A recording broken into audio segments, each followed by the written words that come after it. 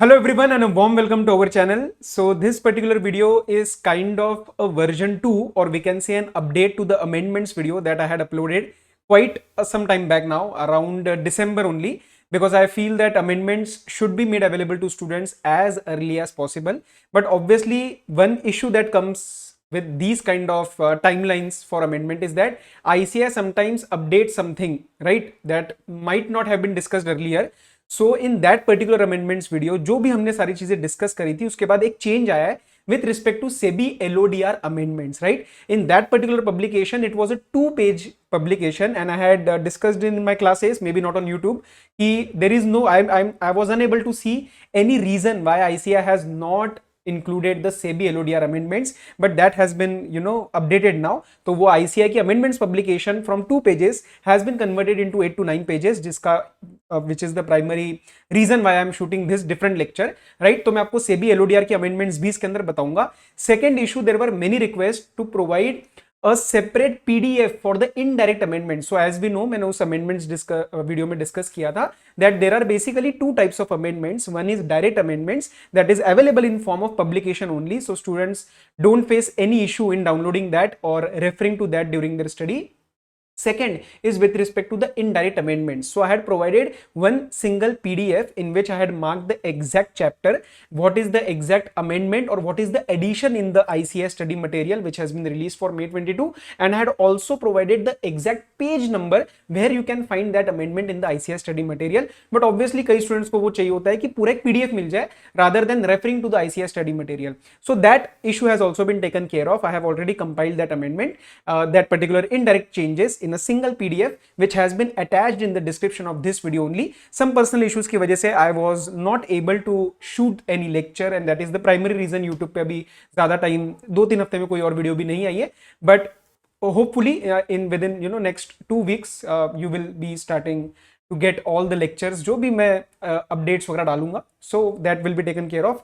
And इस lecture का objective, I hope it is clear. Indirect amendments जो video में डिस्कस हो चुके हैं पिछले वाले, उसका सिर्फ पीडीएफ पेंडिंग था जो मैं आपको प्रोवाइड करवा रहा हूं इन द लिंक, जो link is available in the description of this video. And second, SEBI LODR की अमेंडमेंट्स जो कि बाद में अपडेट हुई थी वो मैं यहाँ पे आपको सारी डिस्कस करवा दूंगा. एंड ऑब्वियसली ये तो डायरेक्ट अमेंडमेंट्स का ही पार्ट है बिकॉज वो पब्लिकेशन में डायरेक्ट दे रखी है. तो वो वाला रेलिवेंट पार्ट जो जिसमें अमेंडमेंट है, please refer in this publication only ICI की. अपने बुक में से मत पढ़ना जहां से भी आपने पढ़ाई करी है. ओके मेरे जो सीसीबी वाले बच्चे हैं उनको they have all the updates, तो वो आप ये वाली वीडियो छोड़ भी सकते हो, आपके लिए नहीं है ये. हमारी क्लासेस सारी अपडेटेड है. ओके सो ये हमारा basically the PDF is for the IC amendments only. ये कुछ इसमें कोई चेंज नहीं है. All these things have been done in our earlier lecture only जो हमने दिसंबर में अपडेट कर दिया था. Now the focus is with respect to certain amendments for SEBI LODR regulations. LODR regulations में सर्टन चेंजेस हैव कम जो हम डिस्कस करेंगे. तो regulation number 3 which talks about applicability has been amended, and ICI ने एक अच्छी चीज करी है, इसमें पहले अमेंडमेंट्स बताई है. So just if any student wants to go through it, he or she can, and after that उन्होंने अमेंडमेंट एक होने के बाद the complete amended regulation has also been provided, and that is going to be referred in this particular lecture. तो हम amendments नहीं देखेंगे, सीधा यही से स्टार्ट करेंगे. अमेंडेड रेगुलेशन क्या है? The primary amendment has been given in the bold italics. ठीक है, तो स्टार्ट करते हैं. Unless otherwise provided these regulation shall apply to a listed entity which has listed any of the following securities. तो this was a English language grammar वाली amendment है. इन्होंने words गलत दे रखे थे जो इन्होंने ठीक किए ग्रामेटिकली. तो इसके अंदर as such कोई amendment नहीं है. बुक में अपने आप मार्क कर लो, या तो amended regulation 3 इसका प्रिंट जो लोगे आप, जैसे भी आपकी मर्जी. अच्छा, यहां पे एक चेंज आया है कि in the part number A, clause number A, यहां पे इनोवेटर्स ग्रोथ प्लेटफॉर्म कर दिया है which was earlier institutional trading platform, right. So there is a difference. Actual में डिफरेंस नहीं है, बट यस पढ़ने के लिए डिफरेंस है. Basically this is the platform for startups to get their securities listed. And होता क्या था, इंडिया में इसका एक मैच्योर मैकेनिज्म नहीं था. So startups had to go outside India to raise money, and participant जैसे आप और मैं जैसे इक्विटी इन्वेस्टर्स को भी अगर पैसा लगाना है स्टार्टअप्स में तो it was difficult.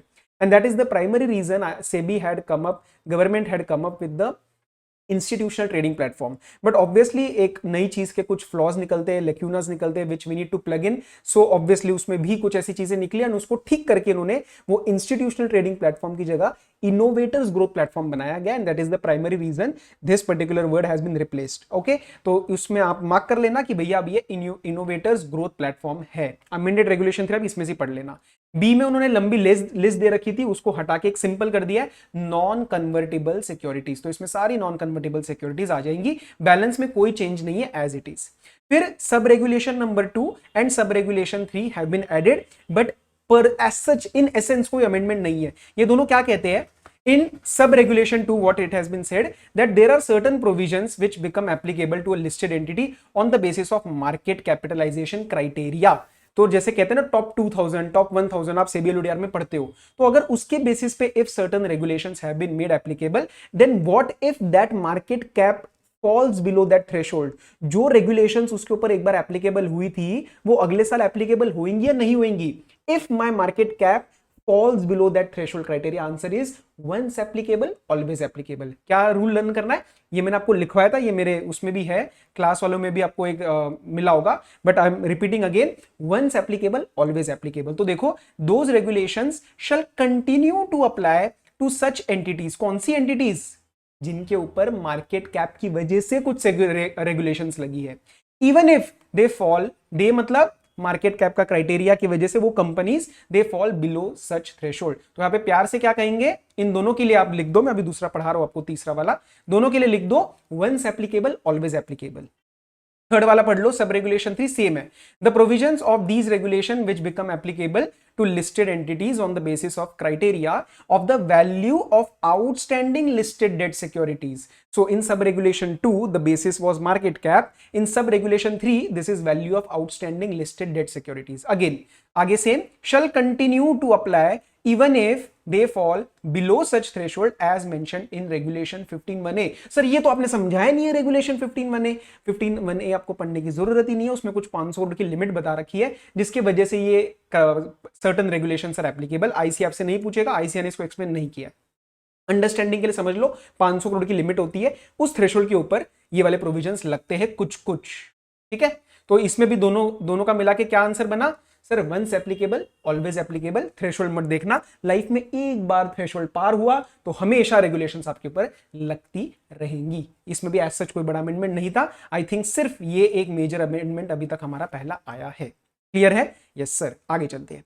Regulation number 6 talks about the compliance officer and उसकी obligations. So this is a gender neutralization. एक हम ही बोलते हैं ना, जैसे ही, हिज, तो उसकी जगह ही, शी, प्रॉपर तरीके से जो होना चाहिए वही यहाँ पे हुआ है। तो रेगुलेशन की हेडिंग अमेंड करी गई है।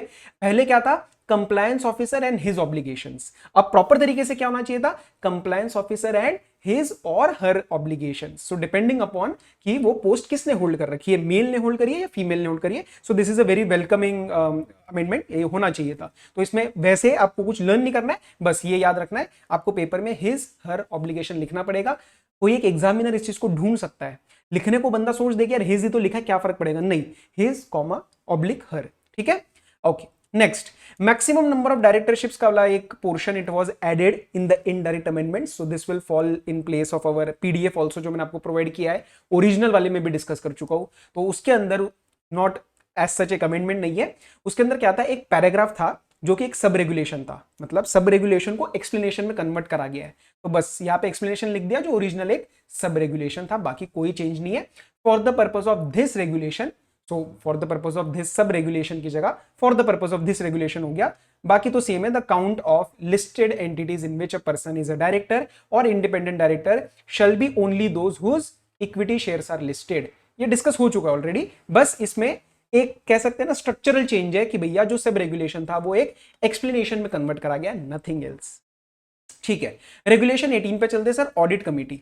ऑडिट कमिटी, इसके अंदर भी जेंडर वाली चीज इन्होंने सही कर दी है, ही के साथ शी भी डाल दिया है। तो अमेंडेड रेगुलेशन का पार्ट नंबर डी देख लो सिर्फ, बाकी सब कुछ सेम है, कोरम ये वो everything is same. The chairperson of the audit committee shall be an independent director and he और she shall be present at AGM to answer shareholder queries. So pre-amendment this was he shall be present and post-amendment he comma she. Again a welcoming step. Good.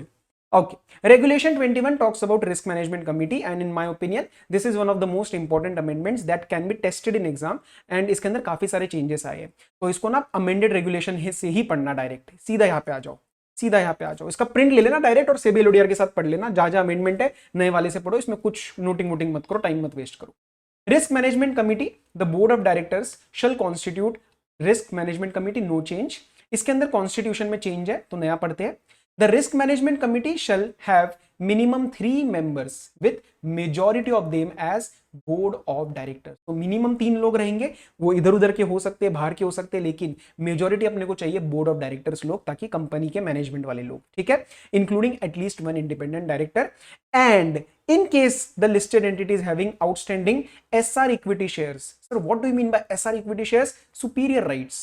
Again, in my opinion, this shouldn't have been given because there are various instances at which SR equity shares have been referred to and ICA ने उसको कहीं पे भी include नहीं करा है सिर्फ risk management committee में करा है ठीक है तो इसको छोड़ सकते थे पर कोई बात नहीं अब लिया तो हम भी करेंगे तो जहां पे SR इक्विटी शेयर्स आउटस्टैंडिंग वहां पे इंडिपेंडेंट डायरेक्टर्स हमें थोड़े ज्यादा चाहिए मेजोरिटी नहीं मेजोरिटी से ज्यादा सर मेजोरिटी से ज्यादा 2/3 yes so at least 2/3 of the risk management committee shall comprise independent director ऊपर क्या बोला minimum 1 majority board of directors and minimum 1 ID और अगर एसआर इक्विटी शेयर्स है तो 2/3 हमें इंडिपेंडेंट डायरेक्टर्स चाहिए ये कोई चेंज नहीं है chairperson shall be a member of board of directors senior executives can be members तो ठीक है बोर्ड ऑफ डायरेक्टर्स हो सीनियर एग्जीक्यूटिव्स हो बोर्ड के बाहर के लोग भी हो सकते हैं कोई दिक्कत नहीं है बट मेजॉरिटी बोर्ड चाहिए अच्छा earlier the risk management committee had to meet only once in a year but due to the we can say in the wake of the changing circumstances and the dynamic business environment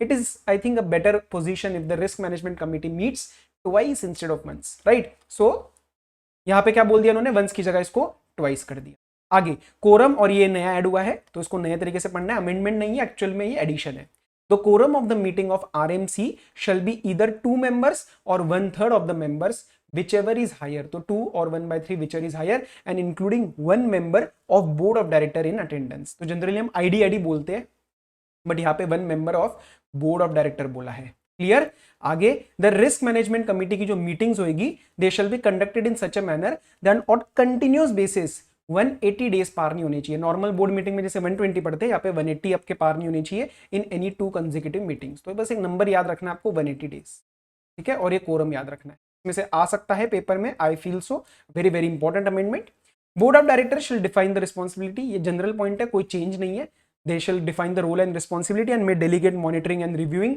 of the plan to the committee risk management का plan and other functions and that functions shall specifically include cyber security इसमें कोई change नहीं है ये एक proviso डाला गया है जो कि ज्यादा कोई इंपॉर्टेंट नहीं है देखो provided that the roles and responsibilities of this RMC shall mandatorily include the performance of function specified in part D schedule 2 part D schedule 2 आपको पढ़ने की जरूरत नहीं है बस इन्होंने रेफरेंस देके छोड़ दिया है अच्छा provisions of this regulation if you remember earlier before we discussed the amendment this was applicable on top 1000 listed entities जो कि अब चेंज होके 1000 के साथ साथ इन्होंने high value debt listed entity भी ऐड कर दिया है अब again ICI is not expecting you to know what do you mean by high value debt listed entity but just for understanding purpose please understand that ₹500 crore की अगर debt securities pending हो तो उसको कहते हैं हाई वैल्यू डेट सिक्योरिटीज तो high value debt listed entities सो more than 500 crore अगर pending हो तो not required for your exam point of view ICI आपसे नहीं पूछेगा क्योंकि वो बताता नहीं है this is just for your understanding तो this is an addition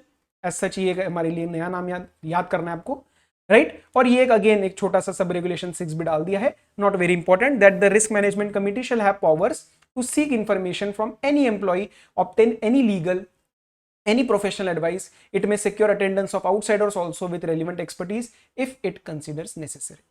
If it considers necessary. Clear है?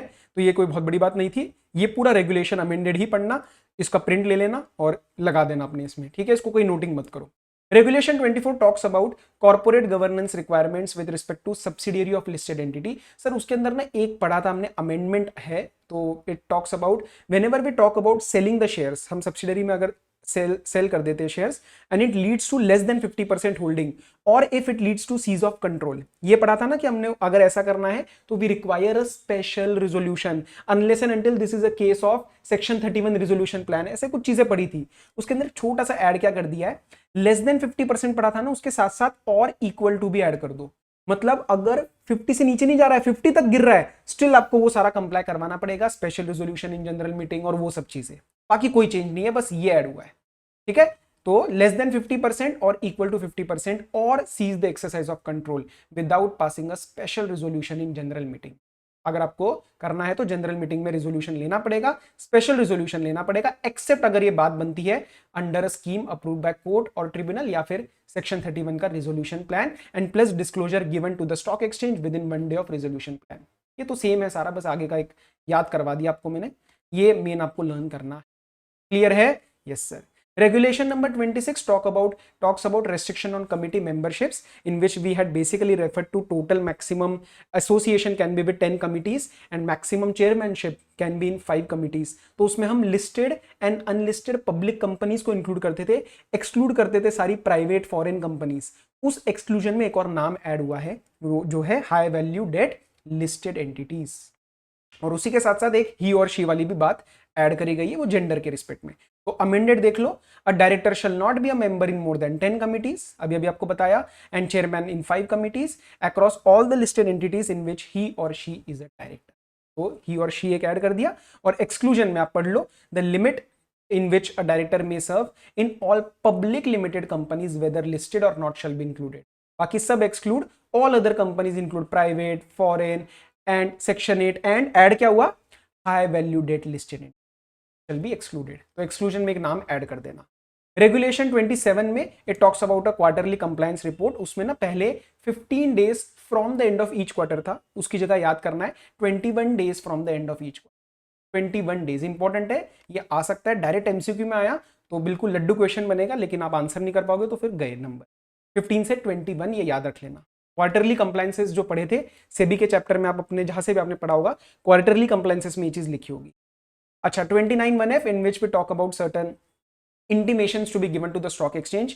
उसमें F वाले में बात होती है the proposal for declaration of bonus securities and earlier there was a condition attached। उसके आगे क्या, ये where such proposal is communicated to the directors of the listed entity as a part of agenda paper। अब वो कह रहे हैं आपने कम्युनिकेट किया हो या नहीं किया हो, प्रपोजल है ना डिक्लेरेशन ऑफ बोनस सिक्योरिटीज का, तो भैया इंटीमेशन दे दो, इंटीमेशन दे दो। ठीक है, तो बस इसमें ध्यान रखना कि ये अब ओमिट हो चुका है, ये लाइन ओमिट हो चुकी है, ये काट दो अपने बुक में से, ये रहने दो।